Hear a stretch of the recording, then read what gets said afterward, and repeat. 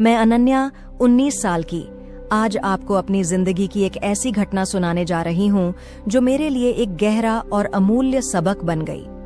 यह उस समय की बात है जब मैं उत्तर प्रदेश के वाराणसी शहर के एक शांत और पुराने मोहल्ले काशीपुरा में रहती थी।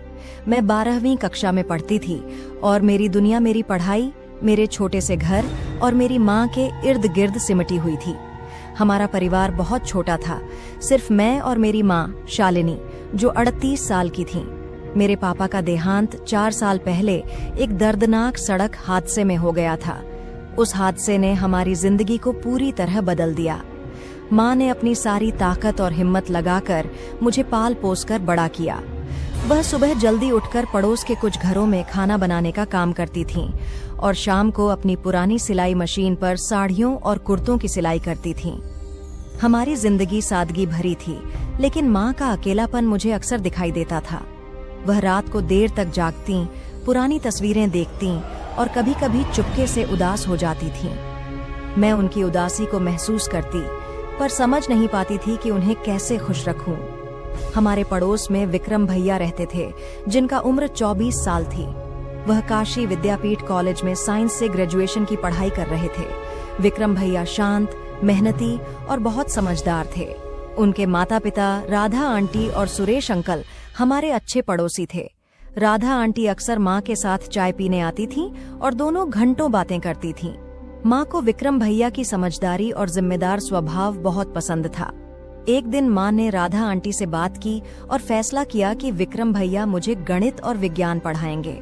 मैं पढ़ाई में ठीक ठाक थी, लेकिन गणित मेरे लिए हमेशा एक पहेली की तरह था। मेरे दिमाग में नंबर और फॉर्मूले उलझकर रह जाते थे। जब माँ ने विक्रम भैया को पढ़ाने के लिए बुलाया तो मुझे थोड़ी राहत मिली। उनकी पढ़ाने की शैली इतनी सरल और स्पष्ट थी कि गणित जैसे मुश्किल विषय भी मजेदार लगने लगे। वह हर सवाल को छोटे छोटे हिस्सों में तोड़कर समझाते और कहते, अनन्या, गणित कोई राक्षस नहीं है, बस उसे दोस्त की तरह समझो। उनकी बातों से मेरा आत्मविश्वास बढ़ता और मैं धीरे धीरे गणित में बेहतर होने लगी। लेकिन पढ़ाई के दौरान मैंने एक बात नोटिस की। विक्रम भैया मुझे पढ़ाते वक्त कभी कभी बड़े ध्यान से देखते थे। उनकी नजरों में एक अजीब सा भाव था जो मुझे समझ नहीं आता था। मैं सिर्फ 19 साल की थी और उस उम्र में ऐसी चीजें समझना मुश्किल होता है। उनकी नजरें मुझे थोड़ा असहज करती थीं, लेकिन मैंने इसे अनदेखा करने की कोशिश की। मेरा ध्यान सिर्फ पढ़ाई पर था और मैं नहीं चाहती थी कि कुछ और मेरे दिमाग को भटकाए। माँ भी विक्रम भैया की बहुत तारीफ करती थी। वह कहती, विक्रम बहुत जिम्मेदार और होनहार लड़का है, तुम्हें उससे पढ़कर बहुत फायदा होगा।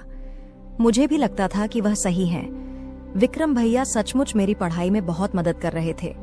एक दिन की बात है, विक्रम भैया मुझे पढ़ाने आए।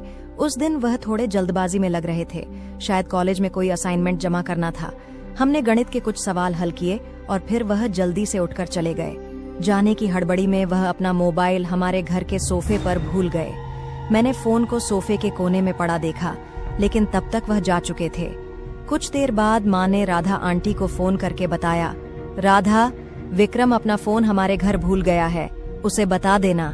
राधा आंटी ने हंसते हुए कहा, अरे, यह लड़का भी ना हमेशा जल्दबाजी में रहता है, मैं उसे अभी भेजती हूँ।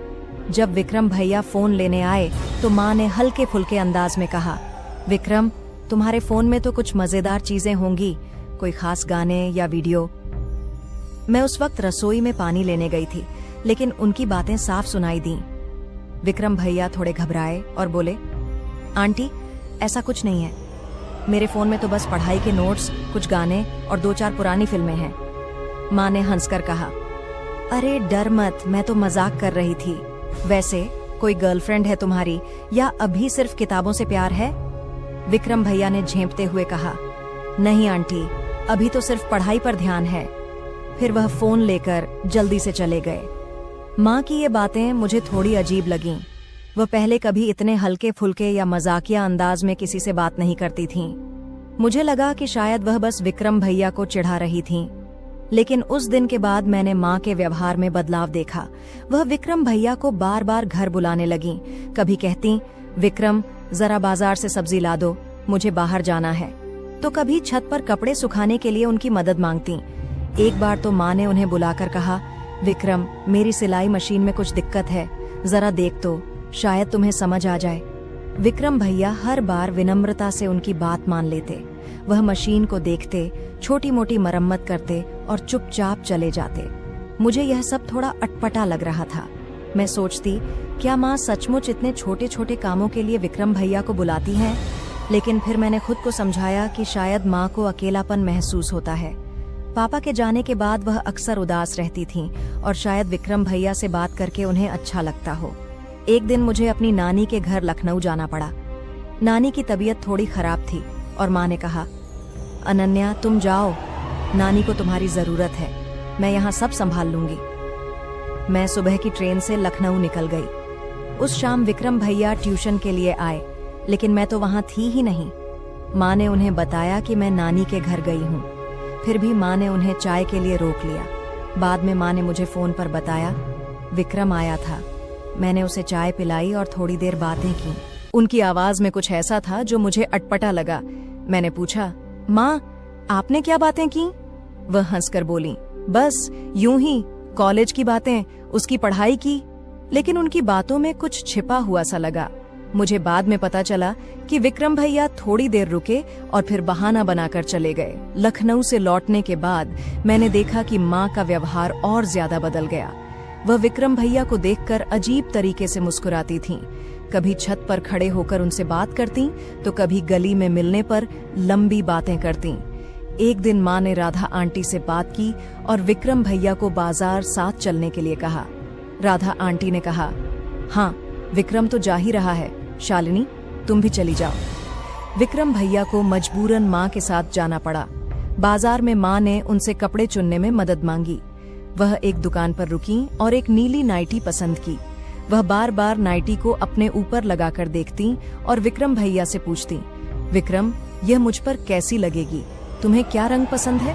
विक्रम भैया चुपचाप जवाब देते, आंटी आपको जो अच्छा लगे वही ले लीजिए, मुझे इन चीजों की ज्यादा समझ नहीं है। माँ ने हंसते हुए कहा, अरे पति नहीं है तो क्या, मैं भी तो अच्छा दिखना चाहती हूँ। यह सुनकर विक्रम भैया थोड़े असहज हो गए। फिर माँ ने नाइटी खरीद ली और दोनों घर लौट आए। मुझे जब यह सब पता चला तो मैं बहुत परेशान हो गई। माँ का व्यवहार मुझे गलत लग रहा था। मैं समझ नहीं पा रही थी कि वह विक्रम भैया के साथ इतनी बातें और नजदीकी क्यों बढ़ा रही हैं। क्या वह सचमुच सिर्फ दोस्ती करना चाहती थी या उनका इरादा कुछ और था? मैं सिर्फ 19 साल की थी और ऐसी बातें मेरे लिए समझना मुश्किल था। मैंने सोचा कि शायद माँ का अकेलापन उन्हें ऐसा करने पर मजबूर कर रहा है, लेकिन फिर भी उनका व्यवहार मुझे सही नहीं लग रहा था। एक शाम माँ ने फिर विक्रम भैया को घर बुलाया। मैं उस वक्त घर पर थी, लेकिन माँ ने मुझे अपने कमरे में रहने को कहा। वह बोली, अनन्या तुम अपनी पढ़ाई करो, मैं विक्रम से कुछ जरूरी बात कर लूंगी। मुझे उनकी बात अजीब लगी, लेकिन मैं चुप रही। विक्रम भैया आए और मैंने देखा कि माँ ने वही नीली नाइटी पहनी हुई थी। वह उनसे कुछ ज्यादा ही हल्के फुल्के अंदाज में बात करने लगी। मैं अपने कमरे से सब सुन रही थी। माँ ने कहा, विक्रम तुम तो समझदार हो, मेरी जिंदगी में बहुत अकेलापन है, तुम्हारे साथ बात करके अच्छा लगता है। ये सुनकर मेरा दिल तेजी से धड़कने लगा। माँ की बातों का लहजा मुझे ठीक नहीं लगा। तभी माँ विक्रम भैया के थोड़ा करीब बैठ गईं और उनकी बाह को हल्के से छू लिया। विक्रम भैया घबरा गए और बोले, आंटी मुझे घर जाना है, मम्मी इंतजार कर रही होंगी। मैं और बर्दाश्त नहीं कर सकी।